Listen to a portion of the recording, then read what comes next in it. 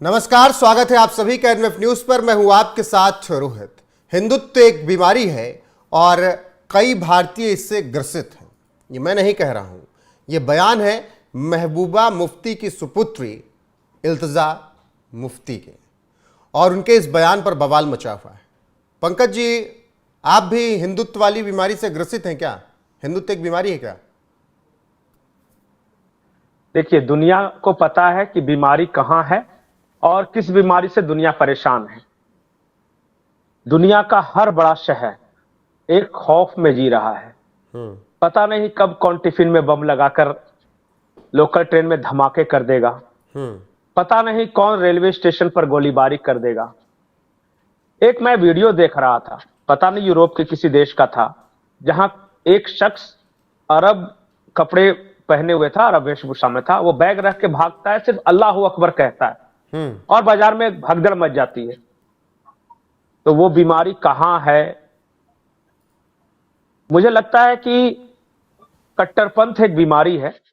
मैं इस्लाम नहीं कहूंगा क्योंकि इससे इस्लाम की तौहीन होगी, लेकिन जलालत, जाहिलियत एक बीमारी है जिससे इल्तिजा मुफ्ती भी पीड़ित हैं और कई लोग जो इस्लाम को मानते हैं इससे भी पीड़ित हैं। दुनिया भर में जितना खून खराबा है रोहित, कहीं भी दूसरा पक्ष चाहे जो हो, एक पक्ष हमेशा कॉमन है। जैसे यूरोप है तो एक पक्ष क्रिश्चियन हो सकते हैं, लेकिन दूसरा पक्ष कौन है हर किसी को पता है। इजराइल हो तो दूसरा पक्ष यहूदी हो सकता है, लेकिन एक पक्ष कौन है हर किसी को पता है। अफ्रीका है जहां ट्राइबल्स हैं, आदिवासी लोग, उनको किसी से कोई मतलब नहीं। वहां बोको हरम बनाकर उन्हें कौन मार रहा है दुनिया में सबको पता है। जो बौद्धिस्ट हैं, दूसरा पक्ष भले ही बौद्ध हो, लेकिन उनके सामने म्यांमार में कौन लड़ रहा है हर किसी को पता है। भारत जैसे देश में जहां हिंदू हैं, लेकिन सामने पक्ष कौन है हर किसी को पता है। दूसरा पक्ष कुछ भी हो सकता है, लेकिन सामने वाला पक्ष एक ही है और वो पक्ष है इस्लाम, मुसलमान। और बीमारी कौन है ये हर किसी को पता है, पूरी दुनिया को। अच्छा बताइए, इस्लाम का कंट्रीब्यूशन क्या है दुनिया में? कोई बड़ा साइंटिस्ट पैदा हुआ, कोई बहुत बड़ा इन्वेंशन डिस्कवरी हुआ, जिंदगी को आसान बनाया इन लोगों ने, कोई बहुत बढ़िया शहर बना के दिया। दुबई तब दुबई बना जब उन्होंने इस्लाम को छोड़ना शुरू कर दिया। नहीं, ये लोग तो कहते हैं कि ना कि भारत को में लोगों को पहनने की तमीज नहीं थी, खाने की तहजीब नहीं थी, हमने इतने बड़े बड़े मॉन्यूमेंट्स दिए। वहां क्या करने आए थे? यहां पे वहां जब जिस देश में ये थे वहां तो सब कुछ संपन्न था ना। उन्होंने वहां क्यों नहीं ताजमहल बनवा लिया? वहां क्यों नहीं लाल किला बनवा लिया? कुछ तो बनवा लेते। अफगानिस्तान में गजनी जहां से आया था, वहां एक अदद बिल्डिंग को जाके देखिए, तरस रहे हैं लोग। आज भी इस युग में भी मिट्टी के घरों में रह रहे हैं। सारा उनका विज्ञान भारत में ही आके पैदा हुआ। खाने की तहजीब नहीं थे क्या? ये गधों को मारकर, ऊंटों को मारकर खाना, ये तहजीब होती है? और हमारे यहां दधियोदनम जो उस समय वेद में लिखा हुआ है, खीर बना, वो सब हमें खाना नहीं आता था। इन्होंने हमारे यहां के चावल, रेगिस्तान में चावल नहीं होता रोहित, याद रखिए, वहां पानी नहीं है। हमारे यहां के चावल, हमारे यहां के मसाले, रेगिस्तान में मसाला भी नहीं होता, याद रखिए। हमारे यहां चावल, हमारे यहां मसाले, हमारे यहां की घी, और उसको मिला दिया, कह दिया कि बिरयानी हमने बनाई है। तुम्हारे यहां होता क्या था वहां पे? न चावल था, न मसाला था, न घी था, न दूध था। आज भी खाने के लिए भारत से सप्लाई होता है, पता कर लीजिए। बिल्कुल, कि प्याज से लेके सब कुछ तक।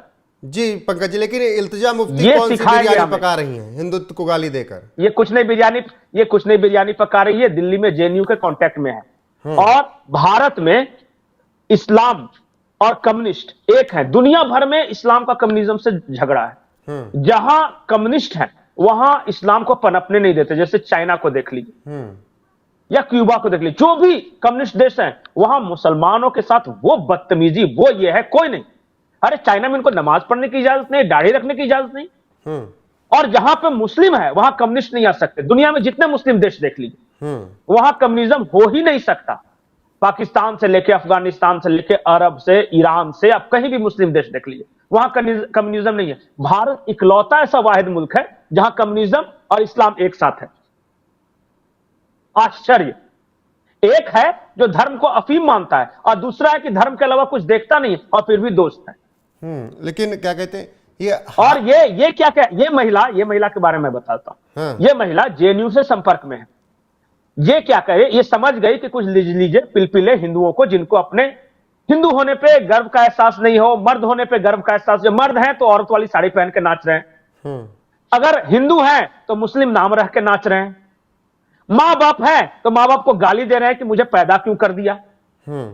वैसे लोगों के ये संपर्क में है और उन लोगों को ये समझ गई है कि यही हमारे टूल्स हैं जो कि हिंदुओं को गाली देने के काम आएंगे। हिंदू तो बीमारी नहीं है, बीमारी वो थी जिसने 3 दिनों के अंदर कश्मीरी पंडितों को भगा दिया और इनके वालिद जो, इनके दादाजी जो थे मुफ्ती मोहम्मद सईद, उनका शासन था। बीमारी वो है जो इनकी जो चाची थी रुबिका सईद, उसका अपहरण हुआ, भारत का एकमात्र गृह मंत्री मुसलमान बना था मुफ्ती मोहम्मद सईद, और आतंकवादियों को छोड़ा था अपनी बेटी को बचाने के चक्कर में। दागदार परिवार दिल्ली से माल लेकर, मैं बताता हूं, इन लोगों की दुकान चल रही थी कश्मीर में। इन लोग क्या कर रहे थे कि 2 परिवारों ने अपने आप को मेन स्ट्रीम घोषित कर रखा था, फारूक अब्दुल्ला का परिवार, मुफ्ती मोहम्मद सईद का परिवार, और बाकी लोगों ने अपने आप को अलगाववादी करना शुरू कर दिया था। होता यह था कि जब दिल्ली पैसे कम भेजने लगे तो ये चिल्लाते थे कि हाय हाय कश्मीर तो गया भारत के हाथ से, बहुत ज्यादा आतंकवाद फैल रहा है, तो पैसे लाओ ताकि हम मेंटेन करें।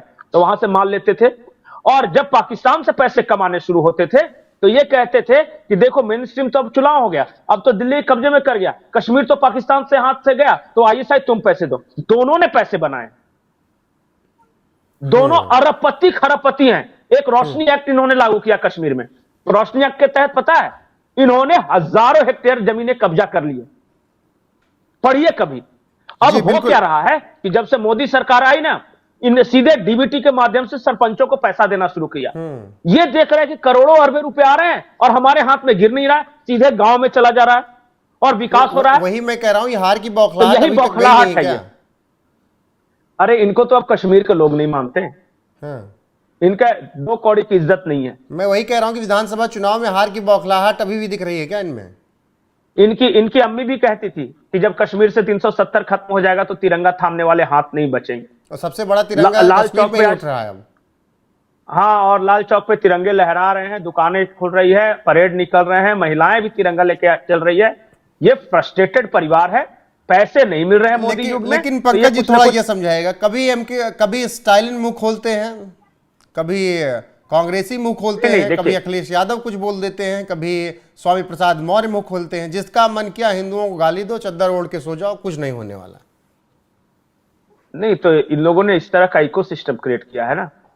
हम जैसे जो दूसरे तरफ के पत्रकार हैं, जिनको राष्ट्र से प्रेम है, जिन्हें आप राष्ट्रवादी कह सकते हैं, जिन्हें जिस धर्म में पैदा हुए उस पे गर्व है, जिस गांव में पैदा हुए अपनी मिट्टी पे गर्व है, जो इस भारत भूमि को पुण्यभूमि मानते हैं, वो भी उस इकोसिस्टम के प्रेशर में है। उन्होंने क्या कहा पता है? इकोसिस्टम ने हमें सिखाया कि सरकार से उल्टे सीधे सवाल पूछना ही जर्नलिज्म है, और हम उस प्रेशर में आ जाते हैं। हम किसी भी बढ़िया से बढ़िया काम करने वाले मंत्री के पास जाते हैं तो ये नहीं पूछते कि इतनी जल्दी आपने हाईवे कैसे बना दिया। हम ये नहीं पूछते कि जो भारत में प्रतिदिन 10 किलोमीटर हाईवे बन रहा था, आपने 23 किलोमीटर तक कैसे पहुंचा दिया। हम पूछते हैं ऐसा सवाल सारे अच्छाइयों को दरकिनार करके जो उनको बुरा लगे। आप पे आरोप ये है, अरे भाई 72 अच्छे काम कर रहा है, लेकिन हम उस इकोसिस्टम के प्रेशर में हैं। हमें क्या बताया गया कि सरकार से गंदे सवाल पूछना ही पत्रकारिता है। यह ऐसी बात नहीं है। सरकार अच्छा काम कर रही है तो अच्छे काम को जनता के बीच ले जाना भी पत्रकारिता है। नहीं क्या फिर क्या वही बात है कि हिंदुओं को गाली देना ही राजनीति है? नहीं, इनको, अरे इनकी राजनीति तो खुद बैसाखी पे टिकी हुई है। ये पता है, ये ऐसे लोग हैं जो आज मोदी जी बोल देना कि आओ हम तुम्हें अपनी जगह देते हैं अपनी सरकार में, तो ये पहली फ्लाइट पकड़ के चले आएंगे। इनको कोई पूछ नहीं रहा है। देखिए कश्मीर में ये बुरी तरह चुनाव हार गए, उमर अब्दुल्ला की सरकार बन गई। जम्मू में इनका जमीन बिल्कुल खत्म हो चुका है, अब ये बच गए। अरे इनका जो कोर वोटर था, जो कि इस्लामिस्ट अलगाववादी था, उसको भी राशिद इंजीनियर ले गया। अब ये बची खुची सल्तनत के बादशाह हैं, उसी तरह जैसे उद्धव ठाकरे हैं। और ये जितने हारे हुए खिलाड़ी हैं। अच्छा रोहित, एक चीज है, इस देश के दर्शकों से मैं एक सवाल पूछना चाहता हूं। अब तक 2014 तक इस देश पे राज कौन कर रहा था? दिल्ली में गांधी परिवार, कश्मीर में फारूक अब्दुल्ला का परिवार और मुफ्ती मोहम्मद का परिवार, दो परिवार वहां था। हरियाणा में चौटाला परिवार, यूपी में मुलायम सिंह का परिवार, बिहार में लालू यादव का परिवार, और आंध्र प्रदेश में जो ये जगन रेड्डी का परिवार हो गया, और एक जो तेलंगाना बढ़ गया तो वो ये तेलंगाना राष्ट्र समिति के जो हेड थे चंद्रशेखर राव का परिवार, और दक्षिण भाग में तो स्टालिन का परिवार, करुणानिधि, स्टालिन, फिर अब उदयनिधि मान, तो कुल 15 परिवारों का शासन था इस देश में। आम लोग कहां थे उसमें? घुमा फिरा के यही 15 परिवार राज करते थे। अब दिक्कत क्या हो गई कि अब ऐसे लोग नेतृत्वकर्ता उभर रहे हैं जिनका कोई पारिवारिक बैकग्राउंड नहीं है। आप कश्मीर से लेकर और कन्याकुमारी तक आप देख लिए कि बहुत सारे, अब बताइए हेमंत बिश्व शर्मा का परिवार क्या था, देवेंद्र फडणवीस का परिवार क्या करता था, ये योगी आदित्यनाथ का परिवार क्या करता था, मोहन यादव का परिवार क्या करता था, ये जो मांझी जी हैं उड़ीसा वाले, उनका परिवार क्या करता था, विष्णु सरसाई का परिवार क्या करता था। अब क्या हुआ कि एक ऐसी जनरेशन निकल आई जिसका बैकग्राउंड नहीं, जो संघर्ष के भूते आए। तो ये जो परिवार था, इनको लगा कि अरे 70 साल तक तो हमने राज किया, हमारे परिवार का राज चला गया, तो अब ये कहने लगे कि लोकतंत्र खतरे में आ गया क्योंकि इनके परिवार का राज चला गया। लोकतंत्र खतरे में नहीं आया है। अब तो आजाद भारत के इतिहास में सबसे ज्यादा दलित वोटिंग कर रहे हैं, अब सबसे ज्यादा ओबीसी खुल के वोटिंग कर रहे हैं, अब सबसे ज्यादा पिछड़े वोटिंग कर रहे हैं। अब उस वक्त ये बैलेट टूटा करते थे ना। अब ये कहने लगे कि संविधान भी खतरे में है, लोकतंत्र भी खतरे में है। अरे खतरे में संविधान लोकतंत्र नहीं है, राहुल गांधी की सत्ता खतरे में, गांधी परिवार सबका परिवार है जो राज किया करते थे बारी बारी से। परिवार का राज खतरे में है। बिल्कुल, और यही बौखलाहट, जब राज खतरे में है तो हाँ उलझुल बातें कर रहे हैं। यही बौखलाहट दिख रही है इल्तिजा मुफ्ती के बयान में, और बहुत आसान है। इन सबका एक बात कॉमन है, एक बात कॉमन है। लालू यादव कह रहे हैं कि देशभक्ति बीमारी है, इल्तिजा मुफ्ती कर रही है हिंदुत्व बीमारी है, स्टालिन हो बहु यही कह रहे हैं कि हिंदुत्व एड्स है, और राहुल गांधी कह रहे हैं कि जातिवाद बहुत बढ़िया है, हिंदुत्व खराब है। एक कह रहे हैं जो उद्धव ठाकरे कह रहे क्षेत्रवाद बहुत बढ़िया है, हेमंत सोरेन भी कि क्षेत्रवाद करो, ये बहुत बढ़िया है, हिंदुत्व खराब है, राष्ट्रवाद खराब है। इस देश की जनता समझ नहीं रही है क्या? बिल्कुल हाँ बिल्कुल बिल्कुल पंकज जी, समझ में आ रहा है। और जिस तरीके से बहुत आसान हो गया है आज की राजनीति में कि हिंदुत्व और सनातन पर सवाल उठाना, बाकी दूसरी तरफ सवाल उठाया जाता है तो उसका हाल कन्हैया लाल जैसे होता है और नुपुर शर्मा जैसा होता है। फिलहाल पंकज जी, चर्चा में जुड़ने के लिए और इल्तिजा मुफ्ती के इस बयान को विस्तार देने के लिए आपका बहुत बहुत शुक्रिया। अब दर्शकों की बारी है कि इल्तिजा मुफ्ती के इस बयान पर आपकी राय क्या है। राय हमें पता है वैसे, कमेंट करके लेकिन जरूर बताइएगा और बने रहिएगा हमारे साथ। नमस्कार। नाम दिया है इल्तिजा मुफ्ती, उस नाम इसको भी टालना मत, बताऊंगा। चलो नहीं बंद